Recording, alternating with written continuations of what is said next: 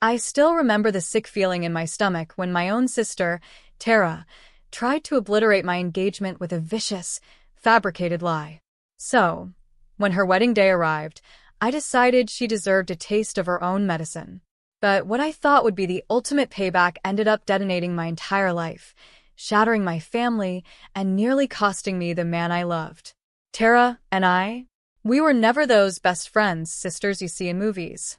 She was 3 years older, and from the moment I could remember, she had to be first at everything. First to drive, first to graduate, first to snag a job. It felt like standard sibling rivalry, though sometimes I wondered if it ran deeper for her. Me? I just did my own thing.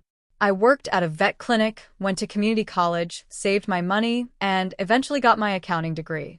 Tara, meanwhile, went straight to university on our parents' dime for a marketing degree she, ironically, never even used. When I started dating Ryan, that's when things really took a turn. Suddenly, Tara had opinions about everything. He was too short. His job as a firefighter wasn't prestigious enough. His truck was too old. It wasn't just dislike, it was almost contempt. All this from the girl who couldn't keep a boyfriend for more than 2 weeks before they ghosted her. Ryan and I moved in together after 2 amazing years, and Tara, predictably, showed up uninvited to inspect the place. She declared the neighborhood sketchy and our kitchen dated. I remember just staring at her. We lived in a beautiful suburb, and we just renovated that kitchen ourselves. Then, on our 3rd anniversary, Ryan proposed at the beach, where we first met. My heart was soaring. Who was the first person I called? Tara. I was so happy, so excited, I had to share. Her response? A flat congratulations, followed by, "Are you pregnant?" When I said no, she actually said she was surprised Ryan would commit, without a reason. Asterisk, the words hit me like a physical blow. I should have known then, right? Known she'd try something? Asterisk. We decided on a small engagement dinner at my favorite Italian restaurant, just family and close friends, maybe 20 people total. Tara, of course, insisted on giving a toast, even though that's usually reserved for the wedding. My mom, bless her heart, thought it was sweet. Halfway through dinner, Tara stood up with her wine glass, and the air just changed. She started talking about how marriage is about trust and honesty, and then she dropped the bomb.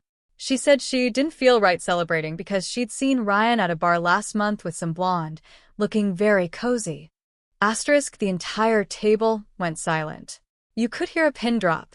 Asterisk, Ryan's mom actually dropped her fork, clattering against the plate. My dad's face turned beet red. Ryan himself looked utterly confused, saying he hadn't been to a bar in months. Tara doubled down, claiming she had photos. When people pressed her to see them, she said she deleted them to protect me. Asterisk, protect me? It was a transparent lie star. My cousin Lisa, thank God, actually laughed out loud and called her full of it. Tara, predictably, burst into crocodile tears, sobbing about how she was just looking out for me and nobody ever believed her. Ryan, bless his brilliant, tech-savvy heart, pulled out his phone and showed everyone his location history. It proved he'd been at work or home every single night that month. Tara mumbled something about maybe getting the dates wrong. The dinner ended abruptly, the air thick with discomfort and disbelief. In the parking lot, she finally admitted it. She'd made it up because she felt like Ryan was hiding something. No evidence, just vibes. My mom made her apologize, but even then, Tara said I was overreacting, that she was just doing her sisterly duty. Asterisk, I didn't say a word. I just walked away. Asterisk, I stopped talking to her completely. 3 months later, Tara lost her job at the mall. Apparently, she was taking extra long breaks to flirt with a guy at the phone repair kiosk. She called me, crying hysterically about rent, asking if she could stay with us for just a few weeks.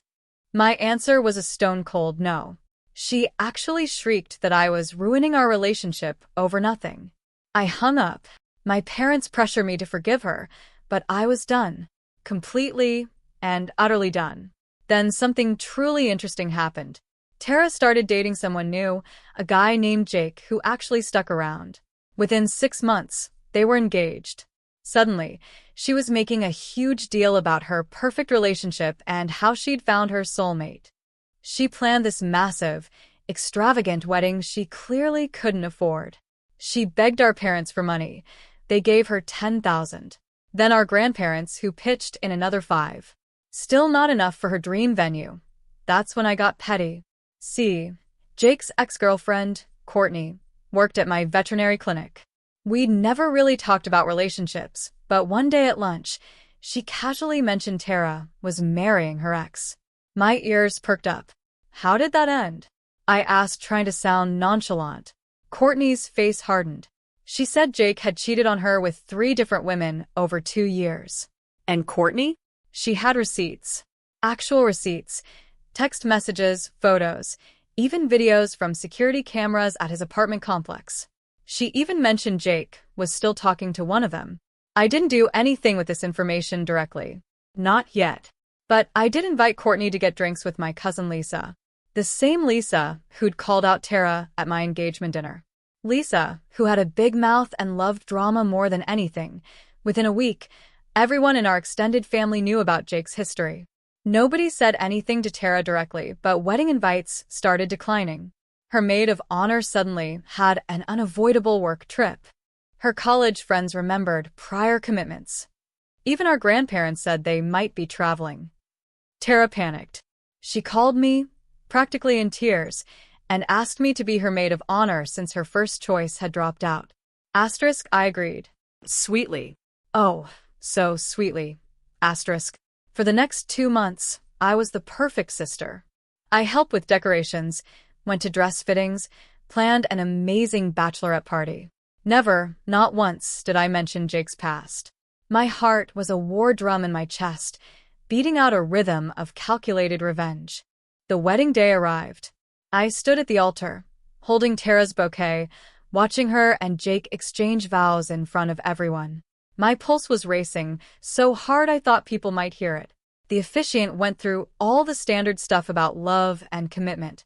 When he got to the part about objections, I stayed completely still. I saw some people in the crowd turn to look at me. Everyone knew about my engagement dinner, after all. I just smiled and looked down at the flowers. Asterisk, this wasn't going to be some movie moment where I stood up and made a scene. What I had planned was so much better than that. Asterisk, the ceremony continued, and I played my part perfectly. Handed Tara her bouquet at the right moment, straightened her train, smiled for all the photos. Nobody could tell what was coming. Cocktail hour started, and guests moved to the reception area while the wedding party took pictures. I excused myself and found the wedding coordinator near the bar. She was checking something on her clipboard.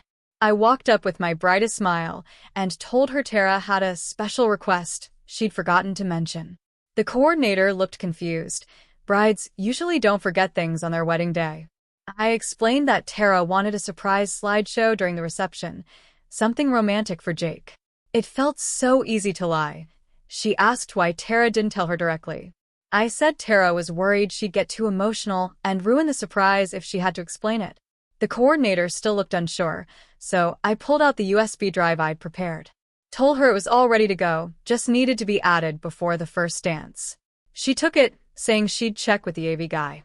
I thanked her and walked away before she could ask any more questions. I found the photographer next, reviewing shots near the entrance. I used the same story about Tara's surprise slideshow. He seemed less concerned than the coordinator, but I wanted to make sure he knew about it so he'd be ready to capture Tara's reaction. I told him Tara would be so touched, and we'd want those photos. He nodded and said he'd position himself near the head table. Perfect. The reception hall looked amazing, filled with all the decorations Tara had stressed over for months. Round tables with white tablecloths and gold centerpieces, string lights across the ceiling, a massive cake in the corner that probably cost more than my monthly rent. Everyone found their seats, and dinner service started. I sat at the head table between Ryan and one of Tara's bridesmaids. Ryan squeezed my hand under the table, asking if I was okay. I told him I was fine. Asterisk, he looked relieved, probably thinking I was upset about being here after everything at our engagement dinner. If only he knew. Asterisk. Dinner went smoothly, people eating and talking. Then came the toasts. Jake's best man went first with some college story that got a few laughs. Then it was my turn. I stood up with my champagne glass and looked at Tara. She smiled at me, actual tears in her eyes, like she was so happy I was there, supporting her. I started talking about sisterhood, how we'd been through everything together. I said that sisters know each other better than anyone else, that we see each other's true selves even when we try to hide things. Tara was nodding, dabbing at her eyes with a napkin. I talked about trust and honesty in marriage, how important it is to really know who you're marrying. The irony wasn't lost on me, but nobody else caught it. I raised my glass, everyone cheered. Tara got up and hugged me tight, whispering, "Thank you," in my ear. I hugged her back, then sat down. Ryan leaned over and said, "That was a beautiful speech." He asked again if I was okay, said I seemed tense. I told him I was just tired from all the wedding planning. He squeezed my hand and said we could leave early if I wanted. I shook my head. "I want to stay for the first dance at least," I told him. He smiled and kissed my cheek. He had no idea what was about to happen. The DJ announced it was time for a special presentation before the first dance. The lights dimmed, and the room got quiet. I felt my pulse racing but kept my face neutral. The screen lit up at the front of the room. For a second, there was just the blue loading screen. Then the first screenshot appeared. Text messages between Jake and someone named Ashley. Asterisk, my heart hammered. This was it. Asterisk, the messages were from 2 months ago. Very clear. Very explicit. Ashley asking when he could come over. Jake saying he'd make up an excuse to leave work early. More messages about meeting at her place. Then a photo of them together that Ashley had sent him. The room went silent. Someone gasped. More screenshots appeared.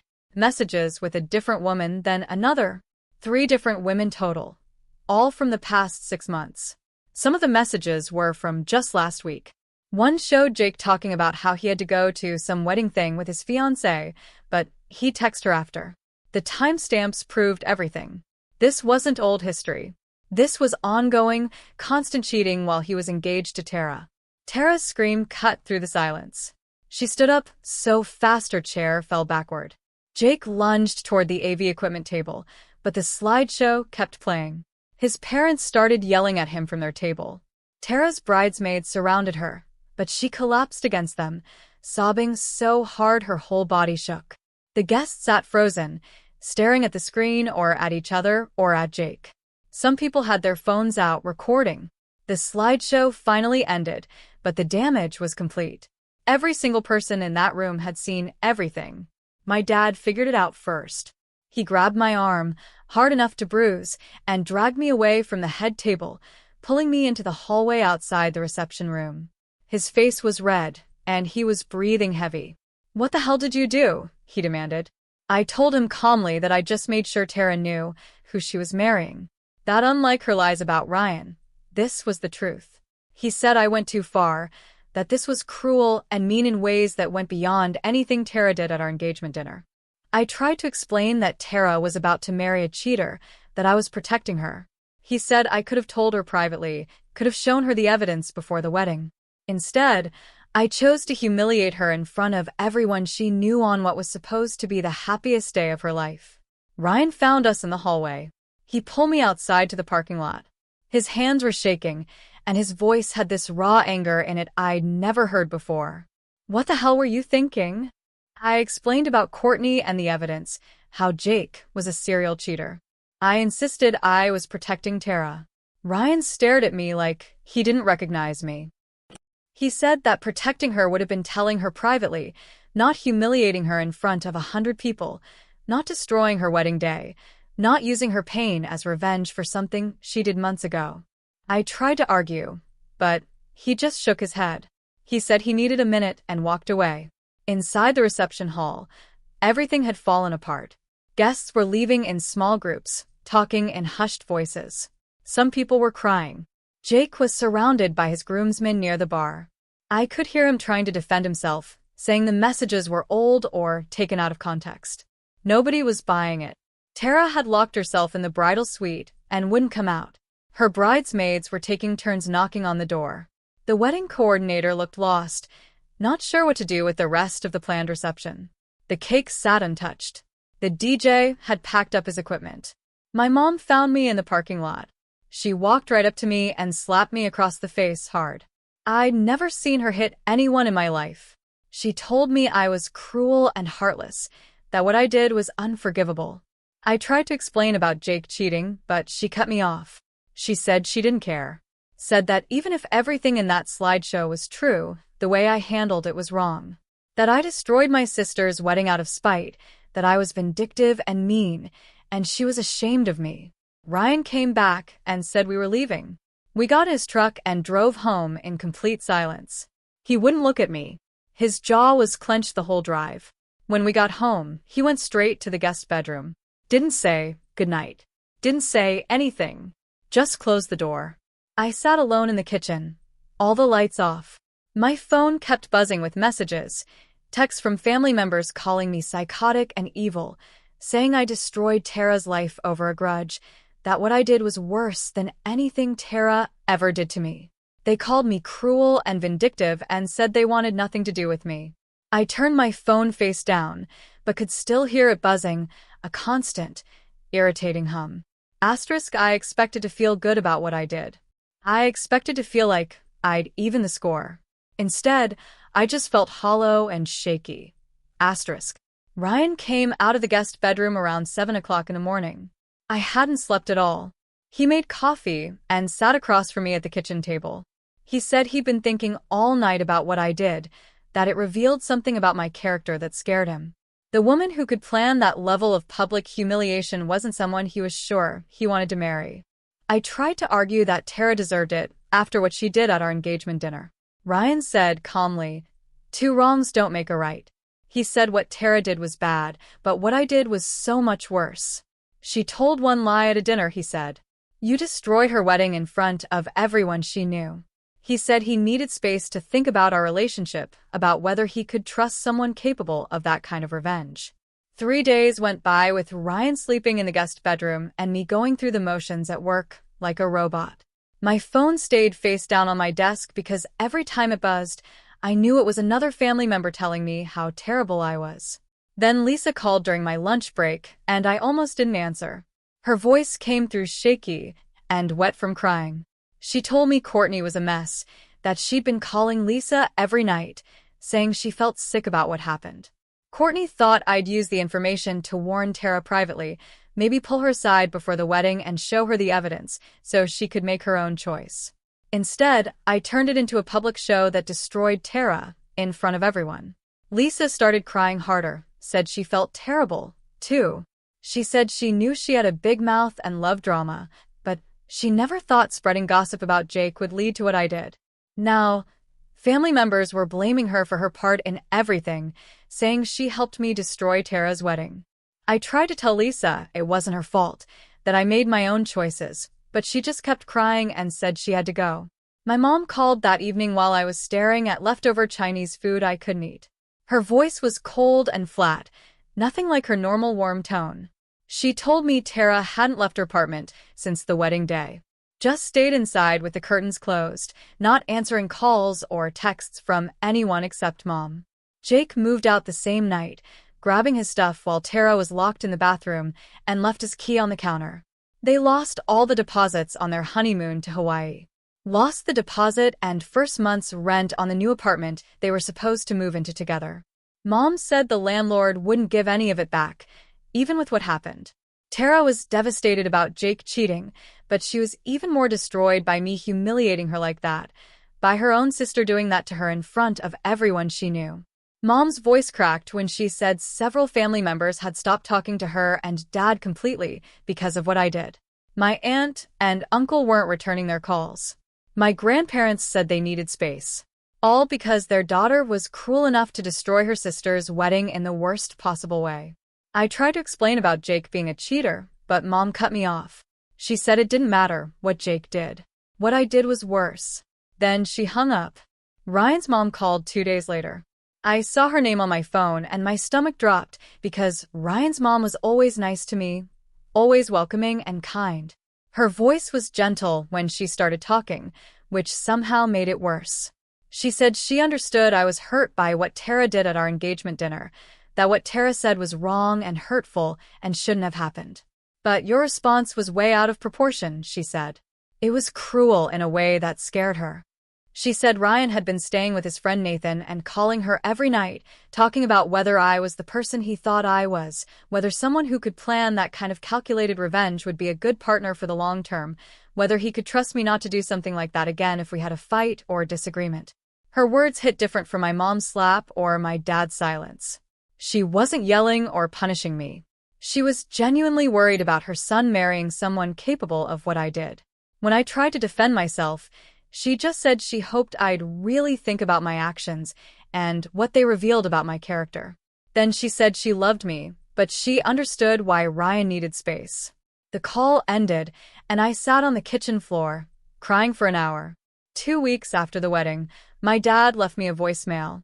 I listened to it 3 times, trying to understand the flat, factual tone of his voice. He said Tara had a panic attack so bad that Mom had to take her to the emergency room. Her heart was racing. She couldn't breathe. She thought she was dying.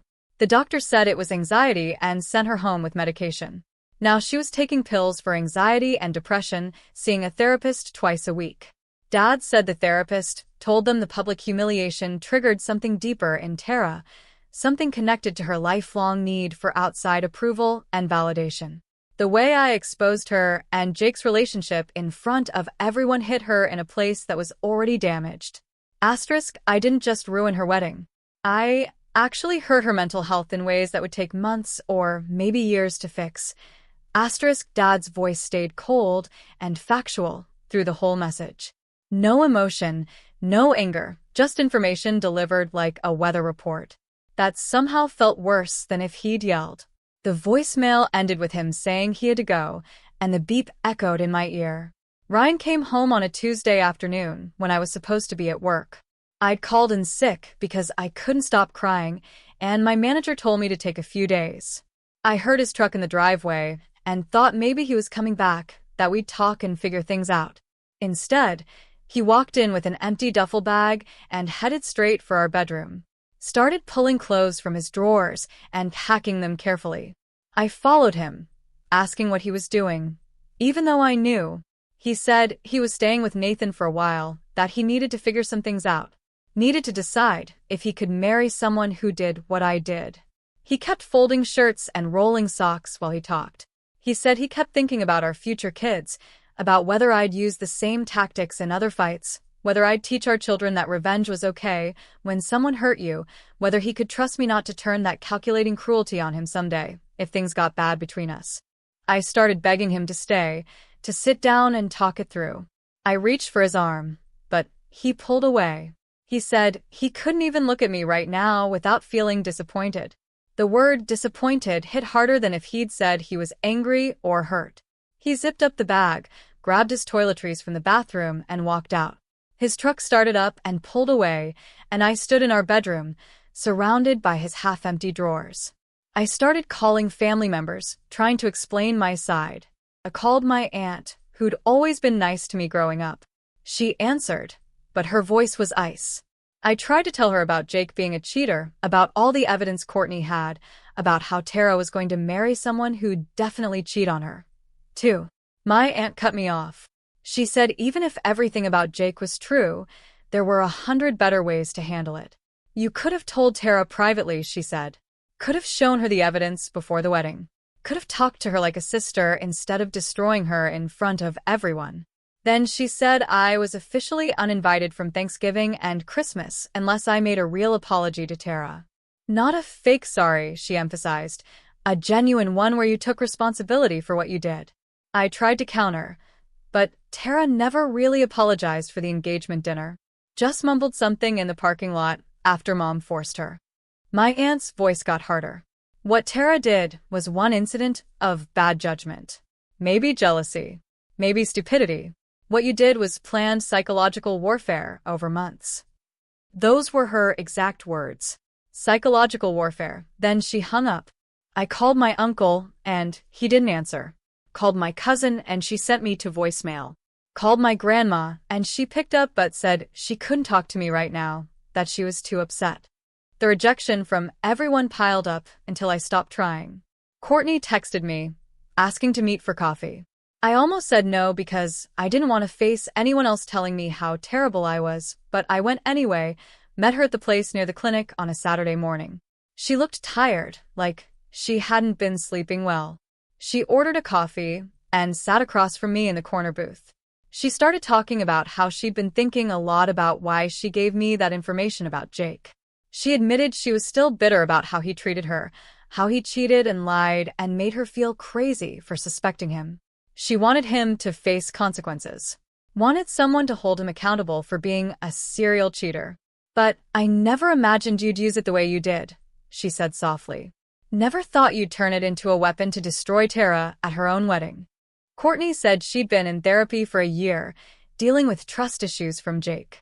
And her therapist helped her realize something. Using someone else's pain for revenge doesn't actually heal anything, she said. It just creates more pain and turns you into someone you don't recognize. She looked at me when she said that last part. Not mean or judging, just sad. She said she felt responsible for giving me the ammunition, even though she didn't pull the trigger. We sat there for a while, not talking, just drinking coffee and watching people walk by outside. When we left, she hugged me and said she hoped I'd figure things out. I went home and couldn't stop thinking about what she said. I forced myself to really think about what I did and why. Sat down at the kitchen table with a notebook and wrote it all out. The engagement dinner, the humiliation, the anger I felt when Tara lied about Ryan. How I wanted her to hurt the way she hurt me. But when I looked at what actually happened, humiliating Tara didn't make me feel better. It didn't fix the engagement dinner or erase what she did. If anything, I felt worse because now Ryan was gone. My whole family hated me. And Tara was on medication for anxiety and depression. I hurt her way more than she hurt me. The engagement dinner was one night of discomfort and awkwardness that we recovered from. What I did would follow Tara for years, maybe forever. Everyone at that wedding would remember her as the bride whose sister exposed her groom as a cheater during the reception. I took something from her that she could never get back. I sat there writing and crying, finally understanding that I'd become worse than the person I was mad at. I spent the next few days writing a letter to Tara. Threw away 6 drafts before I got it right. No excuses about Jake being a cheater. No bringing up the engagement dinner or trying to justify what I did. Just taking full responsibility for my actions and acknowledging that what I did was cruel and wrong. I mailed it to her apartment and didn't expect a response. 3 months went by. Ryan stayed with Nathan, and we texted occasionally about practical stuff like bills and mail. My family stayed distant. Work became my only routine. Then Tara texted me. She said she'd read my letter and asked if I wanted to meet. We picked a coffee shop halfway between our places, neutral ground where neither of us had memories. I got there early and watched her walk in. She looked different. Thinner, tired, but also somehow more solid than before. We sat down, and for a minute neither of us said anything. Then Tara started talking. She said yes, she was jealous of my relationship with Ryan. Had been for years. Jealous that I seemed to have my life together while she was struggling. The engagement dinner thing came from that jealousy, mixed with some weird protective instinct that made no sense even to her. She'd spent years feeling like she was in competition with me because of her own problems with needing to be first, needing to be better, needing outside validation that she was worth something. The therapist was helping her see that pattern. I told her I let my anger turn me into someone worse than the person I was mad at. That I was genuinely sorry for the public humiliation and the panic attacks and the medication and everything that came after. We talked for 2 hours. Really talked, not just surface stuff. It wasn't comfortable, and we both cried. But it was honest in a way we'd never been with each other. When we left, we didn't hug or make plans to hang out. Just acknowledged that we'd both screwed up in different ways, and we'd both have to live with that. I showed Ryan the letter I wrote to Tara. Sent him a photo of it along with a long text explaining that I'd started seeing a therapist to figure out why I thought revenge was acceptable, why I let anger override everything else. Asked if he'd be willing to try couples counseling. He didn't respond for 3 days. Then he texted saying okay, He tried counseling, but he wasn't making any promises. We found a counselor who specialized in relationship issues and started going once a week. The sessions were brutal. Ryan made me confront how my actions revealed a capacity for cruelty that genuinely scared him. The counselor asked hard questions about my anger, my sense of justice, my willingness to hurt someone who hurt me. She made me look at patterns in my life where I'd held grudges or cut people off completely instead of working through conflict. Ryan talked about trust and whether he could build a life with someone who might turn that calculating revenge on him someday. I had to sit there and listen and accept that I'd damaged something that might never fully heal. Over the next few months, I worked to prove through my actual behavior that I could handle conflict differently, that I could choose talking things through over getting even, that I could be someone worthy of trust again. It was slow and hard, and some days Ryan looked at me like he was still deciding if he wanted to stay. But we kept showing up to counseling and kept trying. Thanksgiving at my parents' house felt like walking through a minefield where everyone knew the mines were there, but pretended they didn't exist. My aunt, who'd uninvited me from Christmas, showed up, but sat at the far end of the table and didn't look at me once during the meal. My uncle made small talk about the weather and football scores, but avoided anything that might lead to real conversation. My mom set the table with careful precision, making sure I sat between Ryan and my dad, probably to prevent any awkward seating arrangements. She spoke to me in this polite, distant voice she'd used with a stranger, asking if I wanted more stuffing or another roll. My dad tried harder, asking about work and how the apartment was, but even his questions felt rehearsed, like he'd practiced what safe topics he could bring up. Tara wasn't there. My mom mentioned she was spending the holiday with friends, and nobody asked any follow-up questions. The empty chair where she usually sat seemed louder than any conversation happening at the table.